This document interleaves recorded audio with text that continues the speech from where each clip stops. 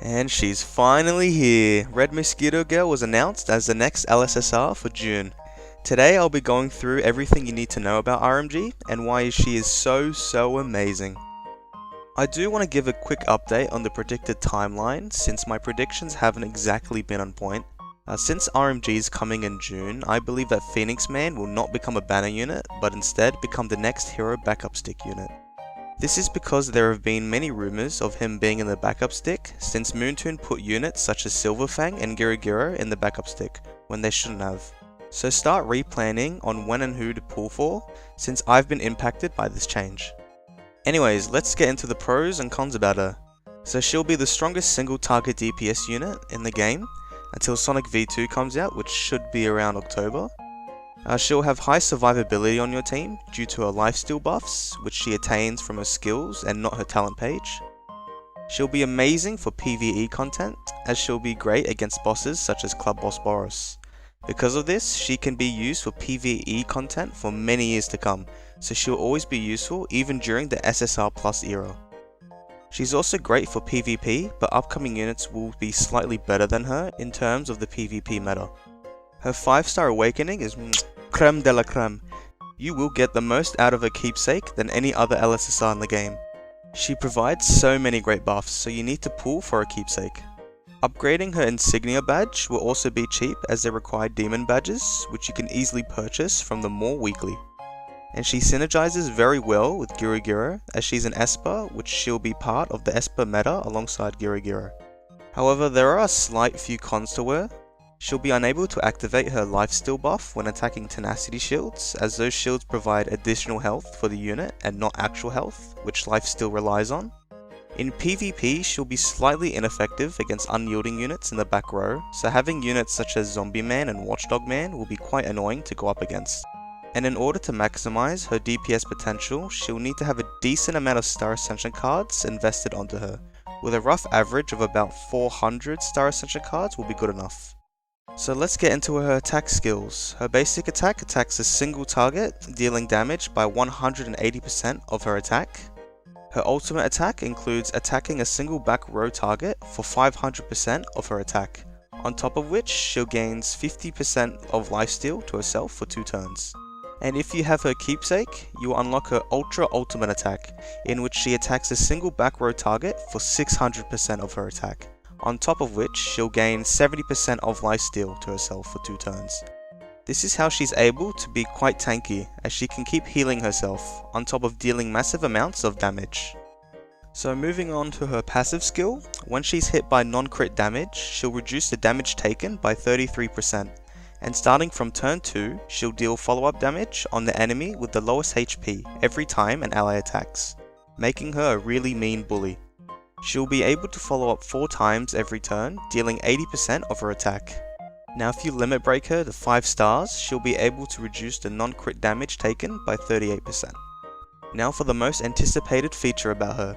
Her 5-star awakening will allow you to unlock her uber passive, where not only she'll be able to reduce the non-crit damage taken by 45%, but she'll be able to start her follow-ups from the very first turn. And that's not all, she'll follow up 5 times per turn, dealing 100% of her attack. She will be very OP for both PvP and PvE if you manage to unlock her 5-star awakening, so make sure you've saved enough keepsake tickets to pull for a keepsake. Moving on to her enhancements, in her talent page she can unlock Unyielding, which unlocks at page 3, which really didn't need to be added onto her kit because of how OP she really is, but I'm not complaining. For her damage sigils, I'd recommend 3 sword sigils and 1 piercing sigil. For her support sigils, I'd recommend focusing on vitality sigils. In regards to her limit break, you should be limit breaking her to 5 stars straight away in order to gain access to a 5-star awakening. Once you get her, I'd recommend to stop working on whoever you're currently working on, and keep using her for extreme training until you get her to 5 stars. And in regards to her awakening, at a minimum, get her to 4-star awakening to attain a crit damage and crush rate buffs. But ideally, you would want her to get to 5-star awakening as soon as possible. So make sure, I can't emphasize this enough, please pull for her keepsake if you have the tickets to. Otherwise, wait until her rerun. Now to go over her gear setup. You can either use a primal or gangster set. Primal is more ideal for PvE situations in order to maximize the amount of burst damage she deals, and applying a gangster set is more ideal for PvP situations as you will make her follow-up passive even more powerful. But it's really up to you on how you want to use her. But for both gear setups, you would want attack as the main stat. However, if you're going to use a primal set on her, go for crit damage, bonus attack, and speed for her substats, which will be sufficient enough. Or if you're going to use a gangster set on her, go for crit damage, and 2 attack bonuses for her substats. And for her buff gears, all of them should have attack as their main stat, with your monster gear having attack bonus and speed substats, your Esper gear having attack bonus and crit substats, and your demon gear having attack bonus and damage rate substats. However, on the rare chance you do get an augmentation from upgrading your demon gear, the crit augmentation is the greatest as it will provide bonus damage whenever you crit. However, getting augmentations such as lifesteal or normal attack will also be very useful, as you can either make her even more tanky or deal stronger follow-up damage, depending on your playstyle. Now I'll be going into the main takeaways from this banner.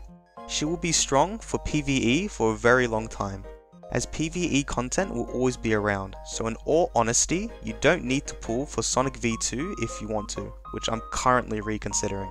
She will be able to play both roles as a DPS and a tank, getting the best of both worlds if you plan to use her. Now, I don't know if you skipped to this part of the video, but you really should pull for a keepsake, did you know that? Trust me, you will have more fun playing this game as it will be a lot more enjoyable for free-to-play players and all types of spenders.